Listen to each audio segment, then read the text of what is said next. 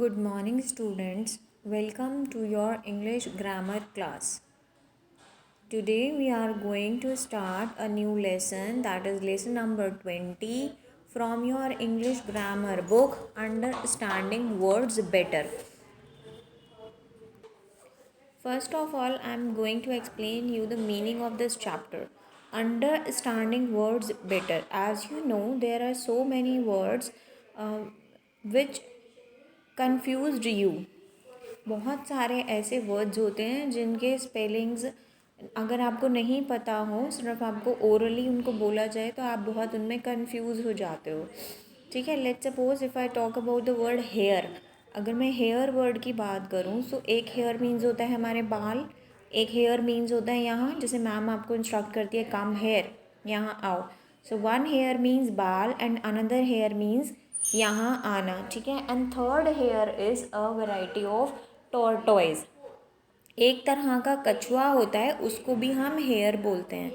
सो जब तक कि आपको इन तीनों हेयर के स्पेलिंग्स नहीं पता होंगे और the sentence in which they are used you can not identify them their meanings. है ना. जब तक आपको उनका मीनिंग नहीं पता होगा, आपको उनका यूजेज इन अ सेंटेंस नहीं पता होगा, आपको उनके स्पेलिंग नहीं पता होंगे, आप उनको सेपरेटली आइडेंटिफाई नहीं कर सकते.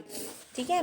तो today in today's class we are going to read some words like this जिनके स्पेलिंग्स और स्पेलिंग्स डिफरेंट हैं, मीनिंग्स डिफरेंट हैं, but the pronunciations are same. ठीक है. उनका बोलने का जो तरीका है वो सेम है.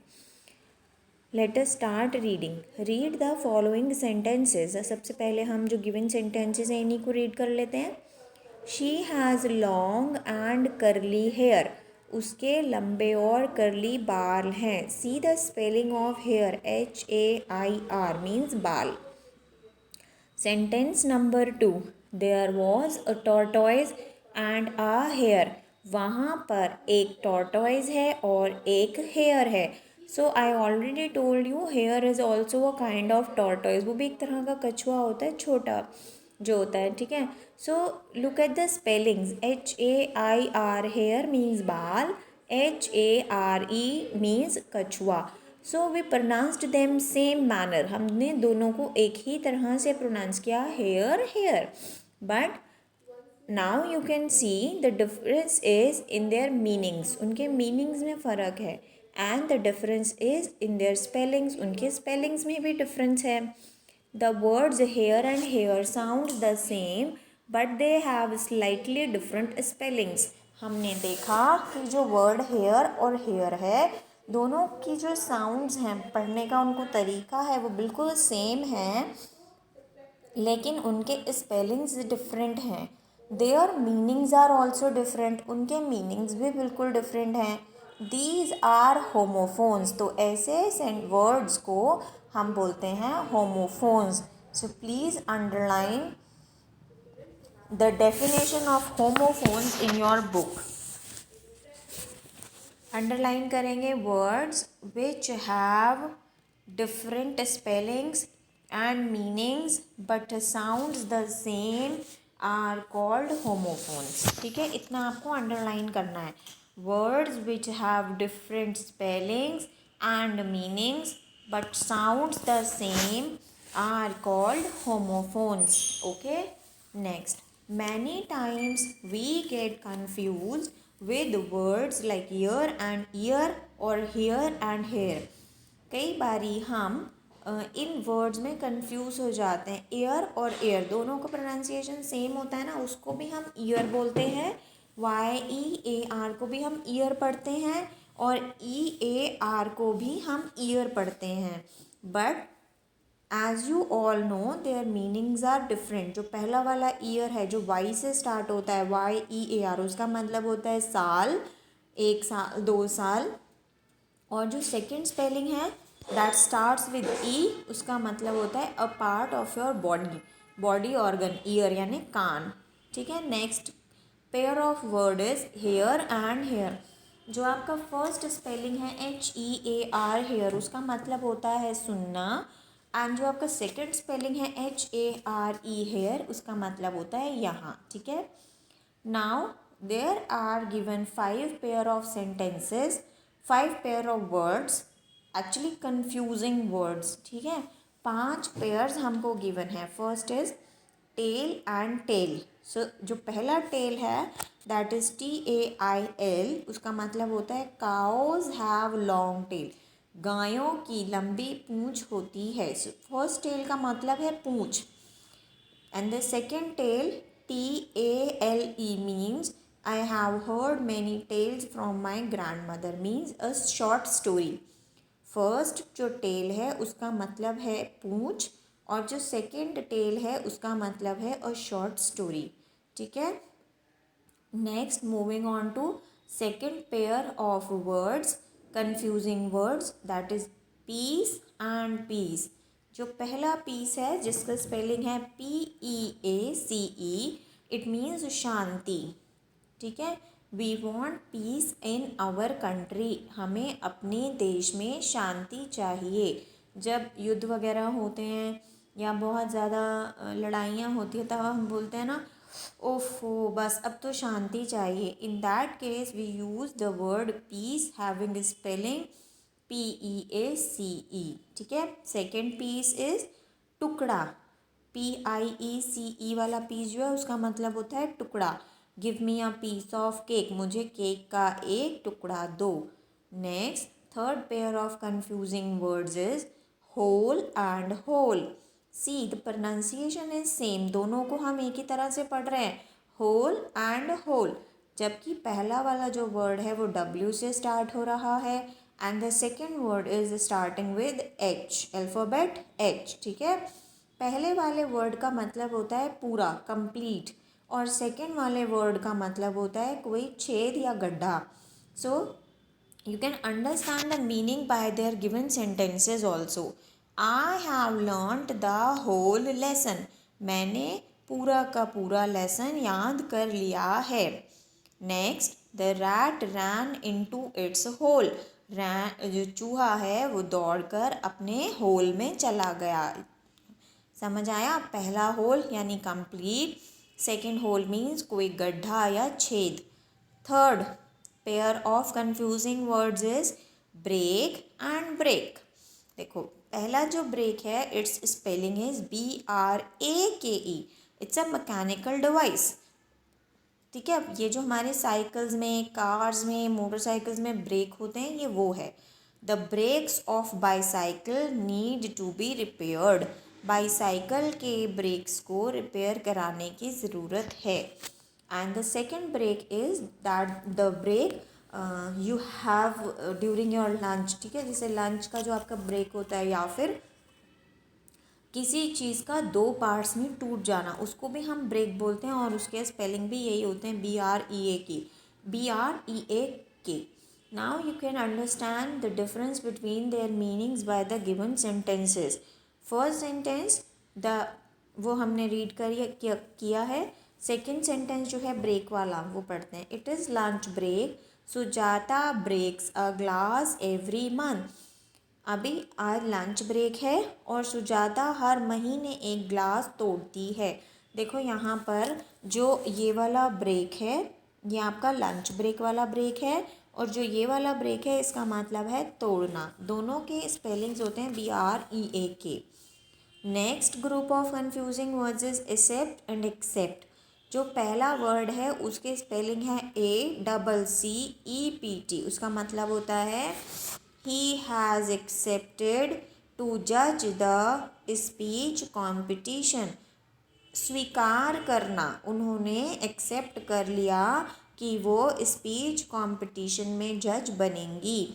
या जैसे हम किसी को गिफ्ट देते हैं तो हम बोलते हैं yes she accepted my gift. उन्होंने मेरा गिफ्ट स्वीकार किया. ठीक है. सो पहला जो एक्सेप्ट है उसका मतलब है स्वीकार करना. Second is accept. एक्सेप्ट का मतलब होता है उसके अलावा. Everyone participated in drama except Pranav. Pranav के अलावा बाकी सब ने ड्रामा में पार्टिसिपेट किया. Right the now moving on to exercise. In today's class we will do question A. So please bring out your pencil. I hope you understood now. अभी आपको समझ आया होगा कि कंफ्यूजिंग वर्ड्स क्या होते हैं। इनको हम बेटा होमोफोन्स बोलते हैं। क्या बोलते हैं? Homophones. And what are homophones? The words having different spellings and different meanings but the sounds are same. ठीक है, जिनके स्पेलिंग्स डिफरेंट होते हैं, मीनिंग्स डिफरेंट होते हैं, लेकिन उनके साउंड्स सेम होते हैं, प्रोनाउंसिएशन उनका सेम होता है। उनको हम ऐसे पेयर ऑफ वर्ड्स को हम होमोफोन्स बोलते हैं। So you are given 5 sentences. आपको सेंटेंस रीड करना है और आपको एक सिंगल उसके लिए वर्ड बताना है। मदर्स बॉय, मम्मी का बेटा। तो बेटा को हम इंग्लिश में क्या बोलते हैं? सन। ठीक है। और इसी का जो सेकंड सेंटेंस है that is central star of the solar system. Solar system के बिल्कुल बीचों बीच कौन सा तारा होता है? तो आप पहले वाले में लिखेंगे SON सन, और दूसरे वाले में लिखेंगे SUN सन। ठीक है। SON सन का मतलब होता है बेटा और SUN सन का मतलब होता है सूरज। ठीक है। Next 60 minutes. 60 मिनट्स का मतलब क्या होता है? अगर 60 मिनट्स कंप्लीट हो जाए तो वो टोटल मिला के क्या बनता है? 1 hour. Second is belonging to us. जो चीज़ हमारी है, हमारी, उसको इंग्लिश में बोलते हैं आर। दोनों को आर बोलते हैं but the difference is in their spellings. पहले वाले में आप लिखोगे फर्स्ट सेंटेंस, फर्स्ट में लिखोगे आप HOUR। ठीक है। और सेकंड बिलोंगिंग टू अस में लिखोगे OUR। समझ आया? Next lines opposite of columns. एक कॉलम की ऑपोजिट लाइन्स, उनको हम क्या बोलते हैं? ये लिख लिया सबने। Moving on to next page. और दूसरा सेंटेंस है आपका red flowers with thorny stems. लाल रंग का फूल जिसके कांटे वाली डंडी होती है। तो जो पैरेलल लाइंस होती हैं किसी कॉलम की, उनको हम बोलते हैं रोज। Spelling ROWS। ठीक है। और जो रेड कलर का फ्लावर है विद थॉर्नी स्टेम, उसको भी हम बोलते हैं रोज, बट उसका स्पेलिंग होता है ROSE। ठीक है। नेक्स्ट 4, ये दोनों थर्ड के आंसर हैं। Lines opposite two columns. Column, एक कॉलम की दो ऑपोजिट जो लाइन्स हैं उनको रोज बोलते हैं। और रेड कलर का फ्लावर जिसका थॉर्नी स्टेम होता है उसको भी रोज बोलते हैं, लेकिन स्पेलिंग दोनों के ध्यान से लिखना। Next 4, colourful plant part. पौधे का रंगीन हिस्सा, उसको क्या बोलते हैं? And grains powder used for cooking. किसी दाने का पाउडर जो खाने के लिए इस्तेमाल किया जाता है। जो कलर्ड पार्ट होता है किसी प्लांट का, उसको हम बोलते हैं फ्लावर। उसका स्पेलिंग होता है FLOWER। और जो सेकंड इन्होंने बात कही, grains powder use for cooking, उसको भी बोलते हैं फ्लावर, लेकिन उसके स्पेलिंग होते हैं FLOUR। ठीक है। नेक्स्ट फ्लावर मीन्स होता है आटा। ये वाला, इस फ्लावर का मतलब होता है आटा, और इसका तो आपको पता है फूल। 5th, someone who is no more. कोई व्यक्ति या कोई जो अब इस दुनिया में नहीं है, मर चुका है। ठीक है। और दूसरा है कलर्ड हेयर, रंग करे हुए बाल। दोनों का स्पेलिंग सेम, दोनों का जो प्रोनाउंसिएशन होता है वो होता है डेड। इसको पढ़ते हैं, इसका स्पेलिंग होता है फर्स्ट वाले का DIED, डाइड। इसको पढ़ते हैं died. Someone who is no more, कोई जो अब नहीं है, उसको मर चुका है, उसको इंग्लिश में बोलते हैं डाइड। और जो दूसरा होता है कलर्ड हेयर, उसको भी बोलते हैं डाइड, लेकिन उसके स्पेलिंग होते हैं DYED, रंगे हुआ। डाइड मतलब रंगा हुआ। कुछ भी हो सकता है, वो रंगे हुए बाल भी हो सकते हैं, रंगे हुए कपड़े भी हो सकते हैं, उसका स्पेलिंग होता है डाइड। ठीक है। Now moving on to question B. I hope question A सबका कंप्लीट हो गया। Now question B, fill in the blanks with correct words. देखो यहाँ पर आपको हर सेंटेंस के आगे दो दो वर्ड्स गिवन है, आपको सेंटेंस रीड करना है एंड अकॉर्डिंगली सही वर्ड को ब्लैंक में फिल करना है। Let us start. Dash have legs, पहला है आपका DEER डियर, और दूसरा है आपका DEAR डेयर। तो पहला वाला जो डियर है उसका मतलब होता है हिरन, और जो दूसरा वाला डियर होता है उसका मतलब होता है प्यारा। जैसे बोलते हैं ना, my dear kids, my dear students, तो दूसरा वाला जो डियर है उसका मतलब होता है प्यारा। तो हम यहाँ पर किस डियर की बात कर रहे हैं? इस वाले डियर की बात कर रहे हैं। इसे हम हिंदी में हिरन बोलते हैं और इंग्लिश में इसके स्पेलिंग होते हैं DEAR। तो आपका फर्स्ट आंसर हो गया DEAR। ठीक है।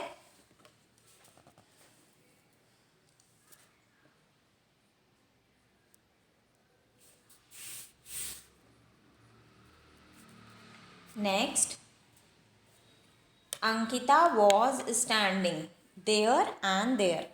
जो पहला स्पेलिंग है THEIR देयर, इसका मतलब होता है उनका, और जो दूसरा स्पेलिंग है THERE देयर, इसका मतलब होता है वहाँ। तो अंकिता वॉज स्टैंडिंग उनका या वहाँ? वहाँ। So the correct answer is there, THERE। ठीक है। Next, there is a dash in the bucket. Bucket यानी बाल्टी में एक है, क्या है? होल है या होल है? WHOLE, होल का मतलब होता है कंप्लीट, और HOLE, होल का मतलब होता है छेद। तो बकेट में क्या होगा? छेद। इसका मतलब HOLE वाला होल आपका करेक्ट आंसर है। Next, speak loudly. I can not dash you, तेज बोलो, मैं सुन नहीं पा रहा हूँ। तो सुनने का स्पेलिंग कौन सा होता है? HEAR या HERE? Yes, right, HEAR। ठीक है, वो मैंने अभी बताया था। दूसरा हेयर का मतलब होता है यहाँ। Next, Tiwari had long dash hair और हेयर। ये तो बहुत इजी है, अभी मैंने बताया था। पहला वाला जो हेयर है HAIR, उसका मतलब है बाल, और जो दूसरा वाला हेयर है उसका मतलब है स्मॉल टॉर्टॉइस। तो हेयर HAIR वाला हेयर ठीक है। Next, that is dash school, वो स्कूल है। किसका स्कूल है? आवर यानी हमारा, आर यानी घंटा, घंटे का स्कूल है या हमारा स्कूल है? That is our school. तो OUR वाला आर आएगा। Next, the ship is sailing in the sea और सी। SEA वाला जो सी है उसका मतलब होता है समुद्र, और SEE वाला जो सी है उसका मतलब होता है देखना। तो शिप कौन से सी में सेल करेगी? समुद्र वाले या देखने वाले? यस, SEA वाले सी में। ठीक है। Next, the bangle is dash of gold, चूड़ियाँ सोने से बनी हैं। Here are two words, made and made. जो फर्स्ट मेड है दैट इज MAID, उसका मतलब होता है सर्वेंट। जो घर में काम करने वाले नौकर होते हैं उनको मेड बोलते हैं। और जो दूसरा मेड है उसका मतलब है बनना किसी चीज़ का, मेड बनाना। तो यहाँ पर आपका करेक्ट आंसर है MADE। ठीक है। Next, I checked it twice, मैंने उसे 2 बार चेक किया। The dash of this journey was ₹1150। जो पूरी जर्नी का किराया था वो 1150 था। सो दो स्पेलिंग्स आपको गिवन है, you are given 2 spellings. One is FAIR, fair. इस फेयर का मतलब गोरा भी होता है, एंड इस फेयर का मतलब मेला भी होता है। ठीक है। और जो दूसरा फेयर है FARE, उस फेयर का मतलब होता है किराया। तो यहाँ पर किसकी बात करेंगे जर्नी पे, गोरे होने की? नहीं, किराए की। तो आपका करेक्ट आंसर है FARE, ठीक है। Next, the club dash the entry of outsiders for 5 days। Club ने बाहर से आने वालों की एंट्री पर 5 दिन के लिए रोक लगाई। 2 वर्ड्स हैं। First is band. बैंड आपको पता है क्या होता है, म्यूजिकल बैंड होता है। और दूसरा जो आप रबर बैंड लगाते हो उसे भी बैंड बोलते हैं। जो सेकेंड वर्ड है वो है बैंड, रोकना, बैन करना किसी चीज़ को। तो जो आपका आंसर हो गया वो हो गया BANNED, ठीक है। आज के लिए इतना ही। कल की क्लास में फिर मिलेंगे, करेंगे question C and question D। Till then keep on practising. Bye bye, take care.